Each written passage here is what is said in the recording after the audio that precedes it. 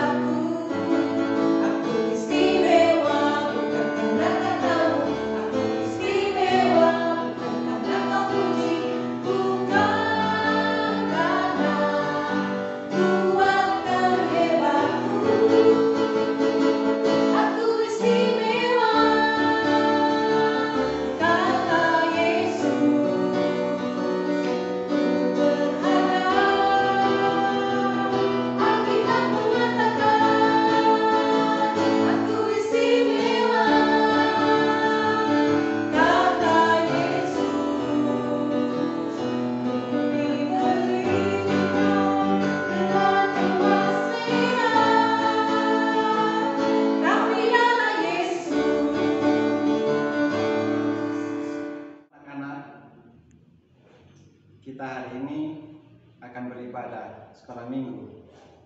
Mari sebelum kita beribadah, kita siapkan hati untuk berdoa kepada Tuhan. Duduk yang manis, ya. Kakak hitung sampai 3, kita mulai berdoa. 1, 2, 3. Tuhan Yesus, terima kasih atas kasih dan kemurahan-Mu kepada kami, terlebih kesehatan dan nafas kehidupan yang Engkau berikan kepada kami sekeluarga. Kini tiba saatnya kami akan beribadah kepadamu. Tuhan, tolong pimpinlah ibadah ini dari awal, pertengahan, hingga akhirnya. Inilah doa dan sembahyang kami. Ampuni segala dosa kami. Hanya di dalam anak-Mu Yesus Kristus kami berdoa. Amin.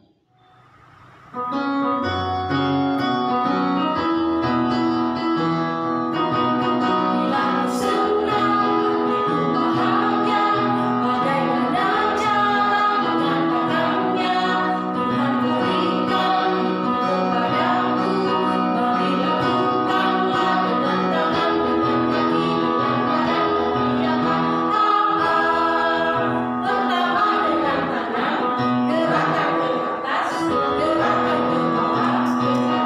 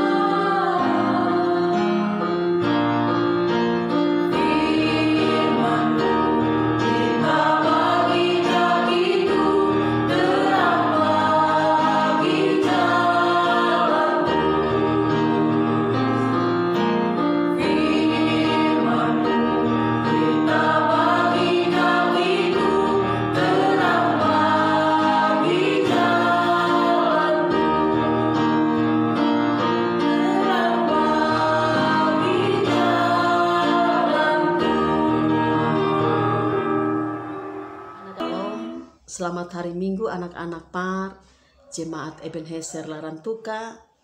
Hari ini kita bertemu kembali lewat ibadah online karena kita masih berada pada masa pandemi COVID-19. Namun Mama Pendeta berharap keadaan ini tidak mengurangi rasa sukacita kita untuk terus beribadah bersama dengan teman-teman lain yang ada di rumah masing-masing. Dan hari ini kita akan membaca kitab Injil Markus pasalnya yang ke-14, ayatnya yang ke-32 sampai dengan ayatnya yang ke-42 untuk kita renungkan bersama. Sebelum kita membaca firman Tuhan, mari kita berdoa. Tuhan Allah, Gembala kami yang baik, sekarang kami akan membaca serta mendengarkan akan cerita Alkitab. Kiranya Tuhan mau pimpin akan jalannya pembacaan dan cerita Alkitab kami di saat ini, sehingga dapat terlaksana dengan segala baiknya. Tuhan memberkati hamba-Mu Mama Pendeta yang akan menyampaikan akan kebenaran sabda firman-Mu. Tuhan memberkati dia sehingga dia dapat menyampaikan akan firman-Mu sesuai dengan kehendak Bapa sendiri. Berfirman-Lah kepada kami ya Tuhan, karena kami selaku anak-anak-Mu sudah siap dan rindu untuk mendengarkan akan kebenaran sabda firman-Mu. Amin. Oleh karena itu anak-anakku sekalian, mari kita membaca secara bersama-sama dan anak-anakku bisa mengikuti di rumah masing-masing. Di Taman Getsemani. Lalu sampailah Yesus dan murid-muridnya ke suatu tempat yang bernama Getsemani. Kata Yesus kepada murid-muridnya, "Duduklah di sini sementara aku berdoa." Dan ia membawa Petrus, Yakobus, dan Yohanes sertanya. Ia sangat takut dan gentar. Lalu katanya kepada mereka, "Hatiku sangat sedih, seperti mau mati rasanya. Tinggallah di sini dan berjaga-jagalah." Ia maju sedikit, merebahkan diri ke tanah dan berdoa, supaya sekiranya mungkin saat itu lalu daripadanya. Katanya, "Ya Aba, ya Bapa, tidak ada yang mustahil bagimu. Ambillah cawan ini daripadaku. Tetapi janganlah apa yang aku kehendaki, melainkan apa yang Engkau kehendaki." Setelah itu, ia datang kembali dan mendapati ketiganya sedang tidur. Dan ia berkata kepada Petrus, "Simon, sedang tidurkah engkau? Tidakkah engkau sanggup berjaga-jaga 1 jam? Berjaga-jagalah dan berdoalah, supaya kamu jangan jatuh ke dalam pencobaan. Roh memang penurut, tetapi daging lemah." Lalu ia pergi lagi dan mengucapkan doa yang itu juga. Dan ketika ia kembali pula, ia mendapati mereka sedang tidur, sebab mata mereka sudah berat dan mereka tidak tahu jawab apa yang harus mereka berikan kepadanya. Kemudian ia kembali untuk ketiga kalinya dan berkata kepada mereka, "Tidurlah sekarang dan istirahatlah. Cukuplah, saatnya sudah tiba. Lihat, Anak Manusia diserahkan ke tangan orang-orang berdosa. Bangunlah, marilah kita pergi. Dia yang menyerahkan aku sudah dekat."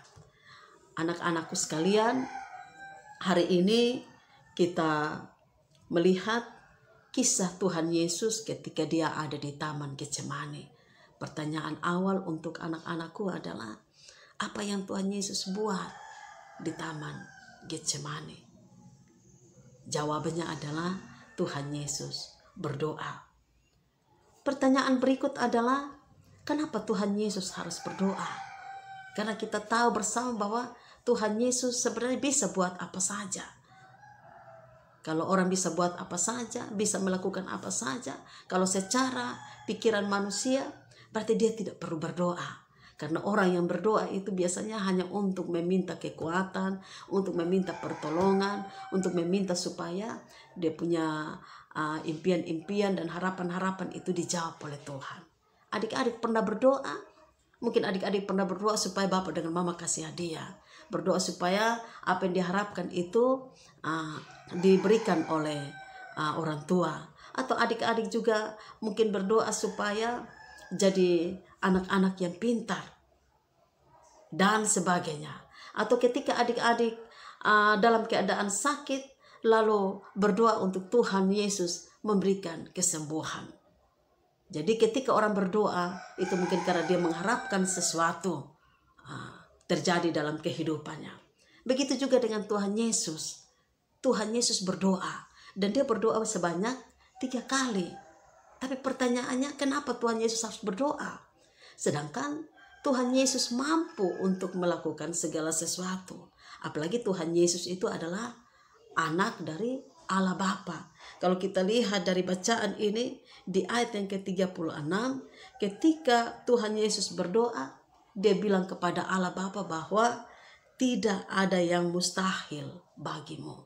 Artinya, karena Tuhan Yesus adalah anak dari Allah Bapa, maka Tuhan Yesus yakin bahwa apa saja yang diinginkan oleh Tuhan Yesus pasti akan didengarkan dan dikabulkan oleh Allah Bapa.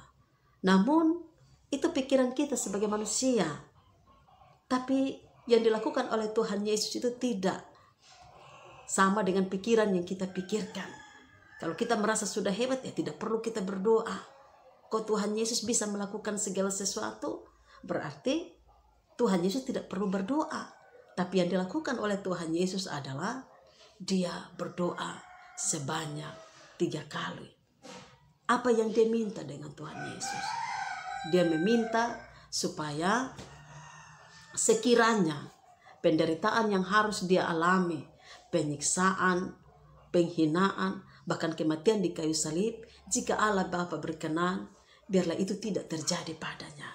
Namun doa yang Tuhan Yesus naikkan itu, anak-anakku sekalian, dia tidak sebatas hanya meminta supaya dia tidak menghadapi penderitaan yang ada di depannya.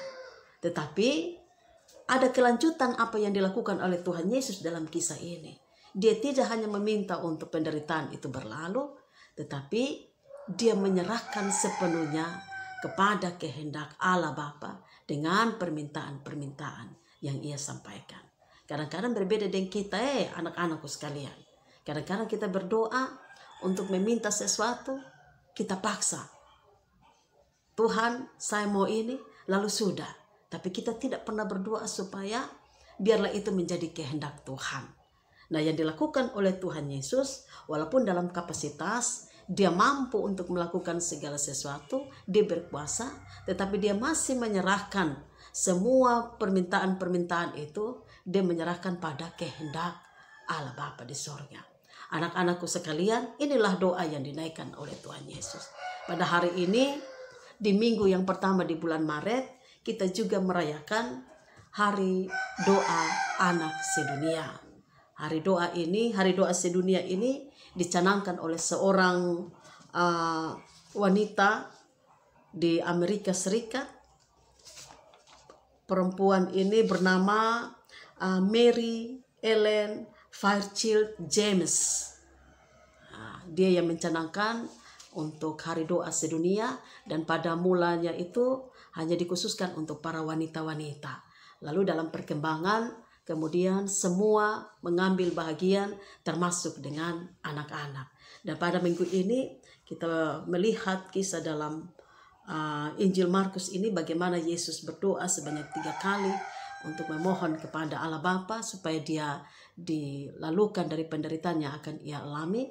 Namun kita juga belajar bagaimana supaya kita berdoa. Pertanyaan untuk anak-anakku sekalian, di rumah ada berdoa atau tidak?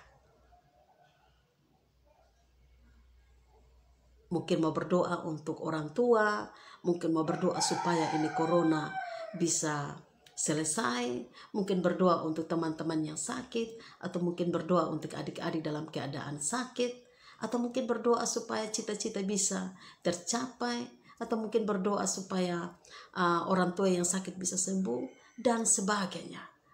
Tentu ada begitu banyak doa yang kita naikkan. Mari kita terus belajar untuk berdoa.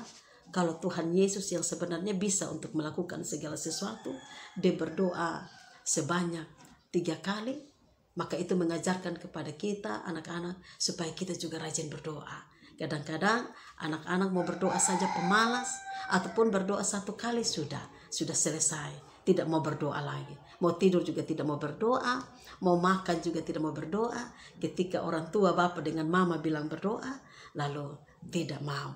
Anak-anakku sekalian, hari ini lewat kebenaran firman Tuhan ini kita menyadari kehidupan kita, bahwa perjalanan kehidupan kita mungkin bagi adik-adik ini belum terpikirkan, tapi adik-adik bisa memahami bahwa ada begitu banyak pergumulan-pergumulan yang ada di depan kita. Mungkin adik-adik bisa mengetahui apa yang menjadi pergumulan dari orang tua, atau mungkin adik-adik juga sudah memiliki pergumulan tertentu, misalnya menyangkut dengan belajar, masa depan, dan seterusnya. Paling tidak lewat kebenaran firman Tuhan ini, ingatlah bahwa Tuhan Yesus yang mampu untuk melakukan segala sesuatu, dia berdoa sebanyak 3 kali. Maka itu diingatkan kepada kita untuk kita pun terus berdoa, mengandalkan Tuhan. Jangan berdoa 1 kali, belum ada jawaban dari Tuhan, lalu kita mulai berdiam diri dan tidak mau berdoa. Ketika orang tua suruh berdoa, kita tidak mau. Apalagi mungkin saja ada adik-adik di rumah yang tidak juga mau mengikuti ibadah secara online karena mungkin keterbatasan. Ada adik-adik kita yang tidak memiliki HP Android, namun dalam pertemuan-pertemuan terbatas tertentu mungkin kita bisa saling mengingatkan, adik-adik juga bisa saling mengingatkan, bahkan saling mendukung satu dengan yang lain dalam doa. Ini saja kebenaran firman Tuhan. Jangan lupa berdoa adik-adikku sekalian, dan kita akan bertemu kembali di lain waktu. Salam. Anak-anak, tiba saatnya kita akan memberikan persembahan kita untuk pekerjaan pelayanan Tuhan di tempat ini. Sebelum kita memberikan persembahan, anak-anak duduk manis, lipat tangan karena kita akan berdoa. Mari kita berdoa. Tuhan Yesus yang baik, terima kasih atas kasih dan karunia Tuhan bagi kami anak-anak-Mu. Tiba saatnya Tuhan, kami anak-anak-Mu akan memberikan persembahan kami untuk dipakai buat pekerjaan pelayanan Tuhan di tempat ini. Tuhan memberkati dan menguduskannya agar berbau harum di hadapan Tuhan. Bapa, selebihnya itu kami akan memberikan diri kami sebagai alat kecil di tangan Tuhan untuk menjadi saluran berkat bagi orang lain. Terima kasih Bapa. Dalam nama Yesus kami sudah berdoa kepada Bapa di sorga. Amin.